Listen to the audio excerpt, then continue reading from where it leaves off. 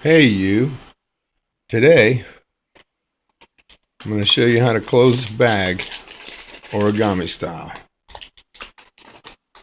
It's not money and it's not original, but you open them up, you eat something, now they're down to here, I want to save them. What you do is you fold the corner all the way down to the leftovers,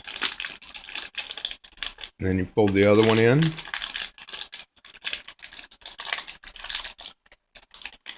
and then you fold it back,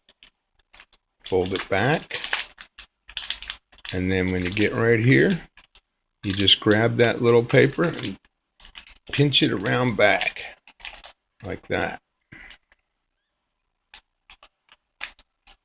And you, while you're still holding there, and then you do the other side. You pinch it around, and that closes your bag. It's closed great. I use this all the time. I think most people haven't seen it. So there you go. Close a bag origami style. Enjoy.